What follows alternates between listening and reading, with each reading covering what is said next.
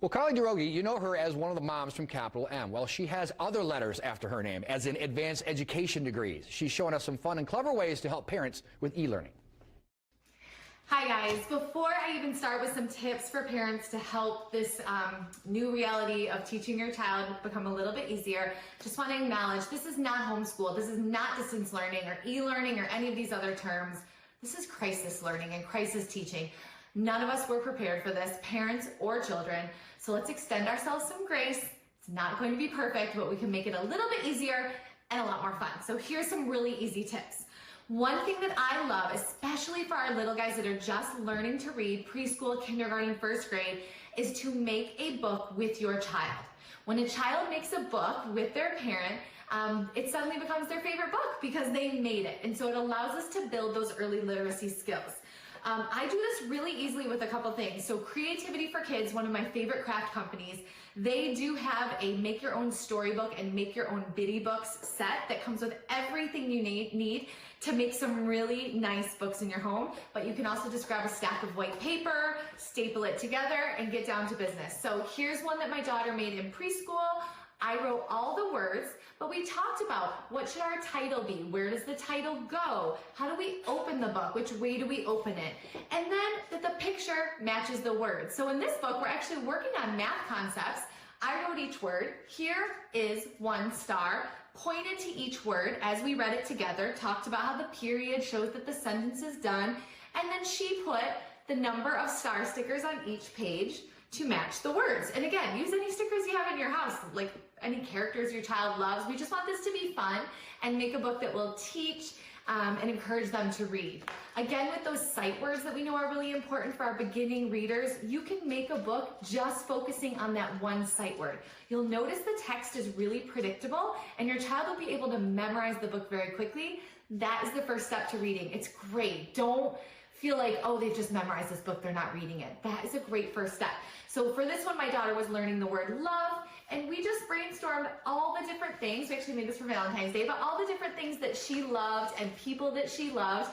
I drew the pictures and she colored them, and it made for a really easy book that she could read all by herself.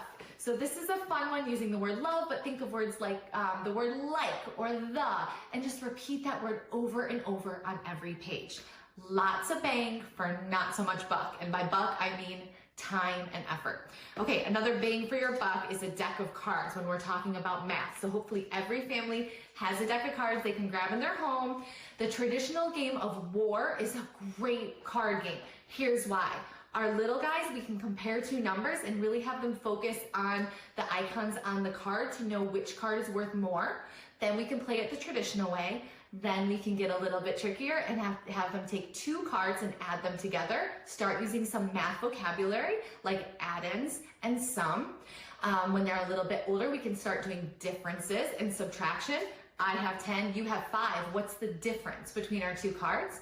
And then even a little bit older, we can start doing multiplication. So take 2 cards, multiply them together. The person with the largest product would then be the winner. So lots of different ways to just change up your typical card games that your family might already know to make them a little more school-like and teach those math skills. Speaking of math, I think math tends to be a sticking point in a lot of families where parents get frustrated and the child is crying and it doesn't end well. So my message to parents is outsource where you can. Right now, you don't have to be the teacher of everything, especially if your child is frustrated. So we love Mathnasium centers to help our kids with math just, throughout the school year. But now that the centers are closed, they have launched Mathnasium at Home. Connects your child with a math expert one-on-one via the internet, and they develop a personalized learning program that the expert will work with your child to build those math skills. So take yourself out of the equation and find someone who can help your child so that there aren't those tears and frustrations, and you're also not ruining that relationship with your child, because our mental health and our stress level is so important right now, so protect that. Lastly, all of the extracurriculars. I know that that's maybe what we're grieving the most right now is, the kids missing out on the soccer games and the theater performances and the swim lessons. Many families are probably just starting to think about swim lessons in preparation for spring break and summer. The pools and beaches hopefully will be open again soon.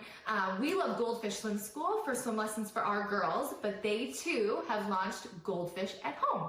So we're now doing our swim lessons at home. Go right on the website, it is free. You sign up, and from the comfort of your living room, they are teaching curricular themed lessons that will help your child build that muscle memory that will be necessary when they do jump in the pool this summer. So again, super fun, great way for parents to get some work done while the child is doing a swim lesson over in the living room. And again, water safety, such an important thing to be working on right now. So thank you so much. More information on all of these ideas and more at hello.com. Thanks, guys.